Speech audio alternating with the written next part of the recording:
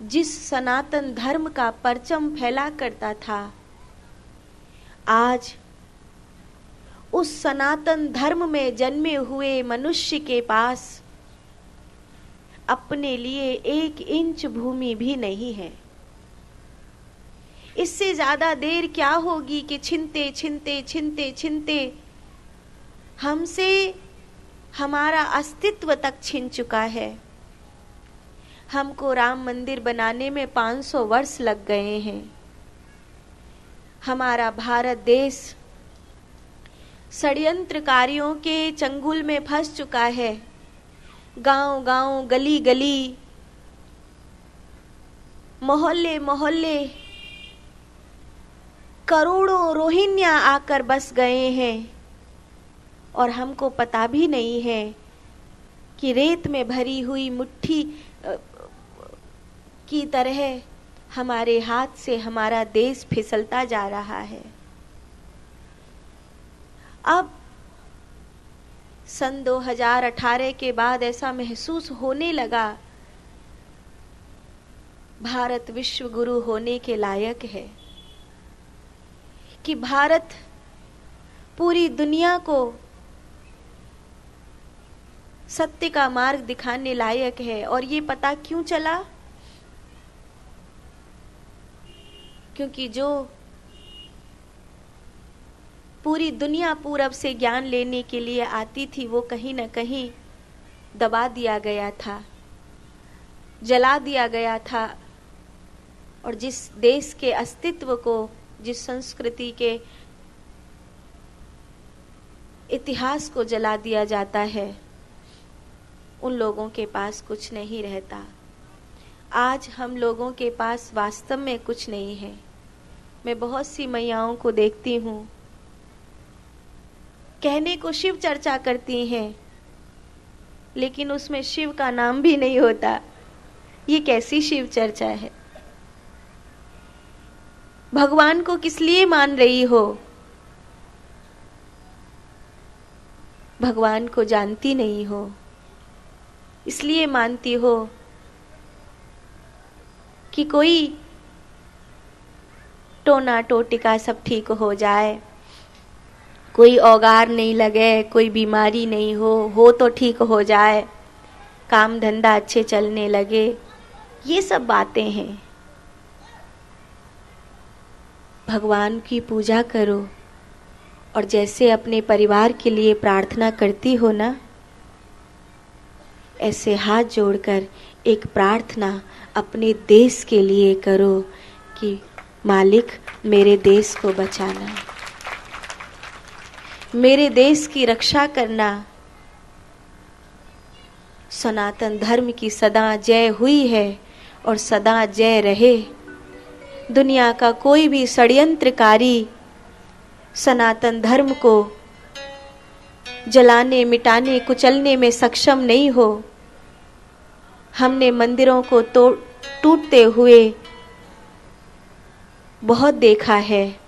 अब मंदिरों के टूटने का समय नहीं है, अब मंदिरों के बनने का समय है। कि जब अपनी घर गृहस्थी के लिए प्रार्थना करो, जब परमात्मा से अपने लिए कुछ मांगो, तो एक प्रार्थना अपने देश के लिए करना कि मालिक मेरे देश की रक्षा करना, मेरे देश को दुष्टों से बचाना। क्योंकि अगर उस तरह के लोग हावी हो गए तो वो तो कहते ही हैं कि इस सोने की चिड़िया को मिट्टी में मिला देंगे। भगवान करे मेरा देश फले फूले, भगवान करे पूरी दुनिया में मेरा देश विश्व गुरु के रूप में जाना जाए।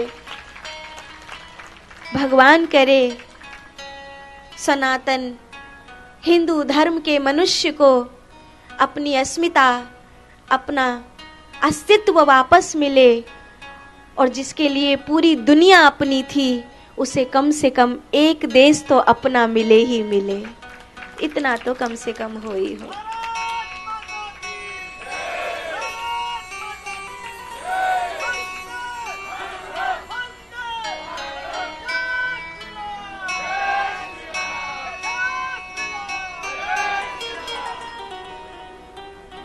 भगवान कृष्ण ने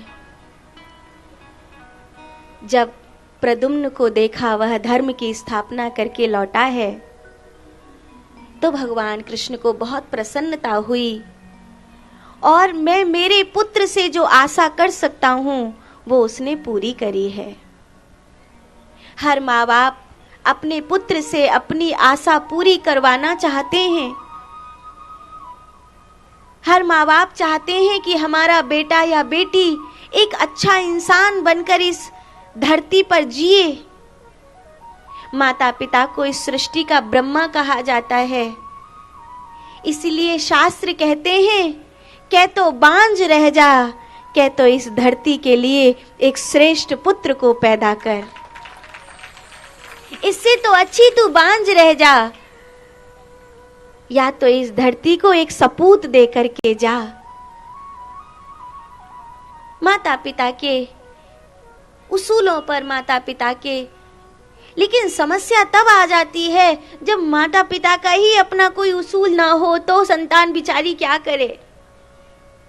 आज मैं जो कुछ हूं वो मैं मेरे माता पिता की परछाई हूं। मेरा कार्य, मेरा कर्म जो कुछ भी है वो मेरे माता पिता की परछाई है। मेरे जन्म से लेकर मुझे हनुमान जी की भक्ति देने तक, जिस समय मेरे पिछले जन्म की स्मरण मुझे आया था, तब से लेकर मुझे सन्यास की इस यात्रा में मदद करने वाले मेरे माता पिता हैं।